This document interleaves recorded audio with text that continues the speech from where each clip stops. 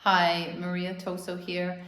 I want to do a little recap of our last women's group, and we talked about the difference between being in the grips of your pain body versus feeling genuine emotional pain that needs to be released. And it's a very fine line, so I want to give you some tips on how to do that. So, when you're emotionally triggered, and that will show up as shortness of breath, tightness somewhere in the body, and often followed by either an urge to lash out, make someone else do something different, or numb out, have some kind of a substance, alcohol, cigarettes, porn, shopping, you name it, something that makes you not feel food. I just had a client today who always reached for food when she feels triggered.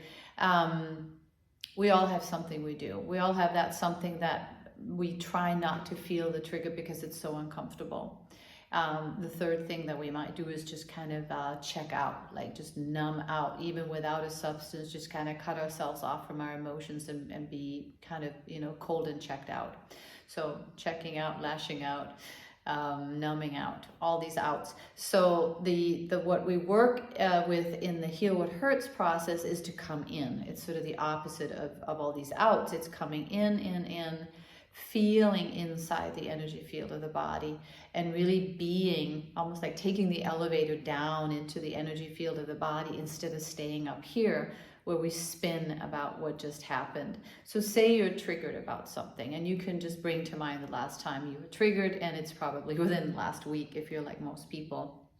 And even after the fact, even if you don't manage to do this in the moment when you're triggered, even after the fact, you can go back, get really grounded in the body, like really feel into the body when you do this work. So be willing to kind of sit for a moment and scan the body, get past the tension and the tightness that you kind of bump into right away when you feel the body, which is why you don't want to be in the body. So you just notice that. You can even name it. There's tightness in my belly, or there's tightness in my throat, my heart is beating. So name what's going on so that it doesn't overwhelm you and you don't want to escape from it. You just be with it. And then extend sensation into the rest of the body so that you feel even your hands, your feet, your arms, your legs, like you feel the whole energy field of the body. And the place that's acting up or reacting, contracting most likely, is a piece of the energy field of the body, but it's not all of it. And as soon as you've managed to kind of feel into the whole energy field of the body, like do a body scan meditation of sorts, notice where your breath is at, which is probably not really comfortable, because if something in the torso is contracting, then the breath is a little inhibited. So name that and feel that. And then once you're in the body and really feeling the whole of the body, including the place that feels uncomfortable, then you can name that specifically. This is where it is.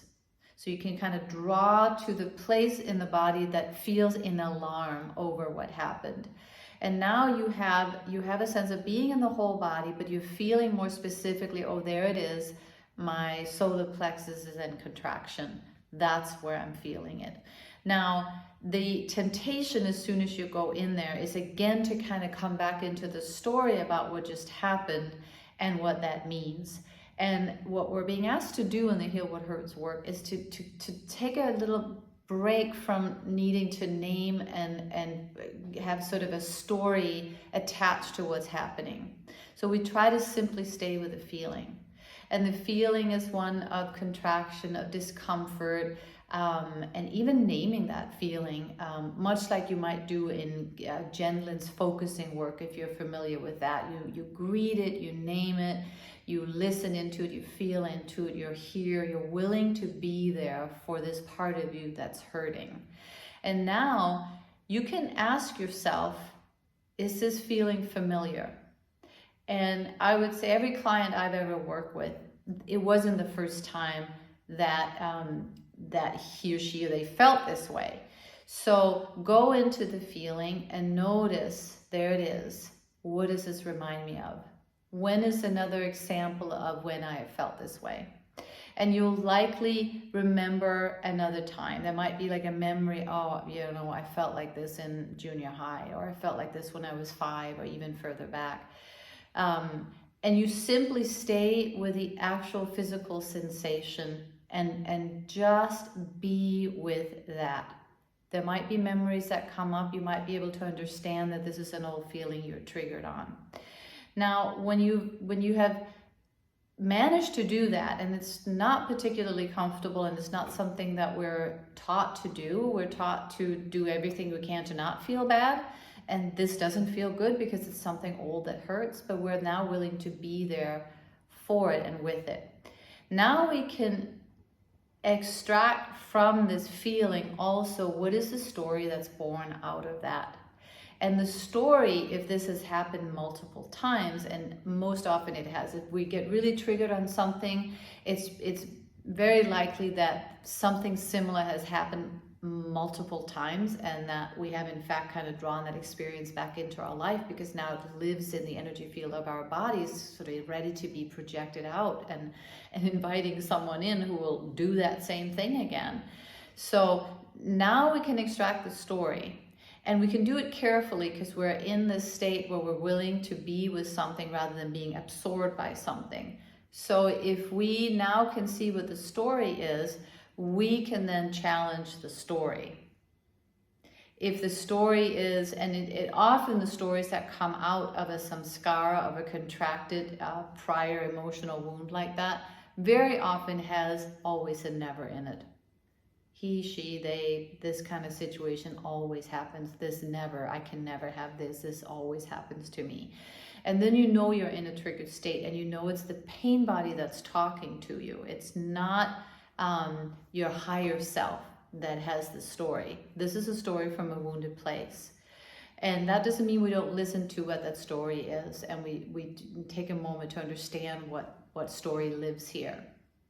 Now from here, if you go into that story and believe it and start sort of spinning around that story, then you exacerbate what's already happening in the body. And now there's almost no way that you can't react outwardly, whether it's I want to numb this, it's getting too overwhelming because the story has now taken over, or I now really, really want to make someone else change their behavior because this is getting really painful because I'm within the story now.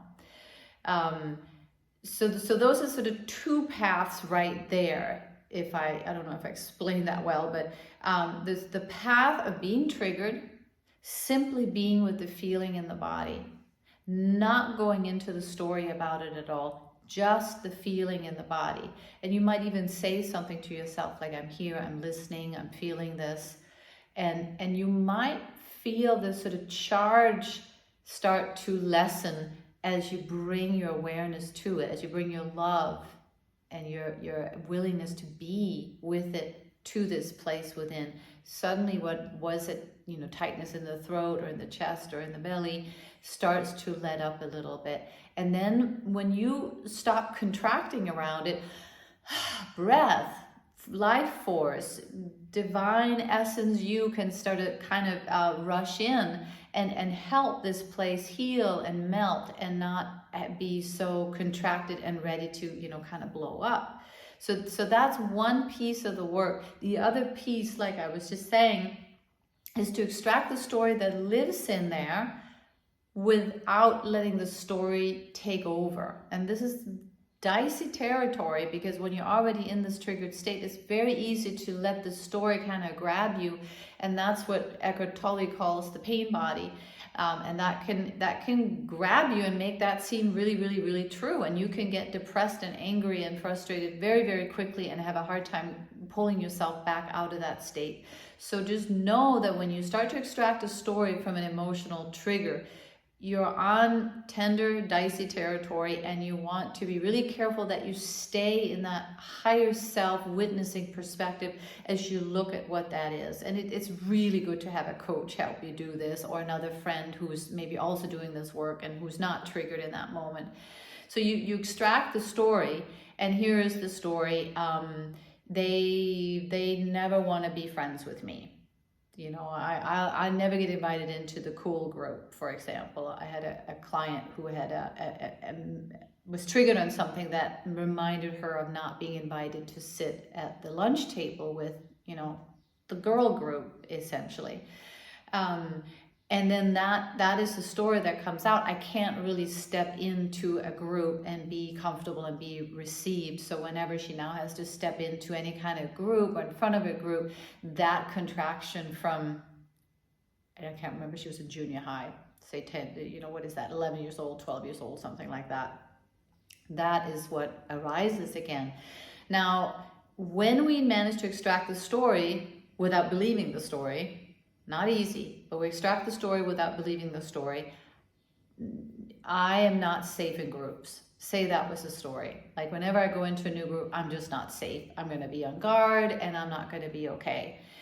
Now we can question that story. We can say, okay, when you believe this, how do you feel? Well, you're likely going to feel more of what you already were feeling that wasn't very pleasant.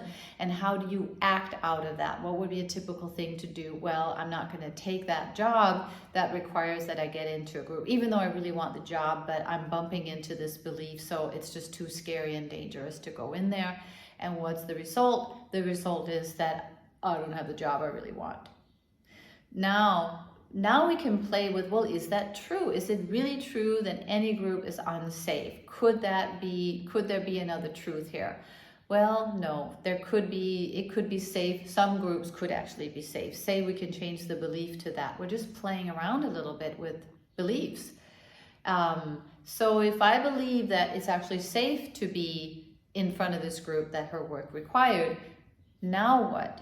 Okay. Well, if that is safe, then I'm willing to step in there. And then the action would be that she would actually take that on, and she might feel really proud of herself. She could still be a little scared, but the charge has already lessened.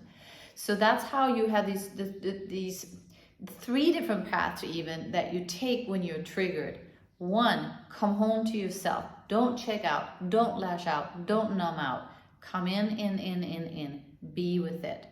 Feel the whole rest of the body too, but be with the pain place. That will lessen the charge.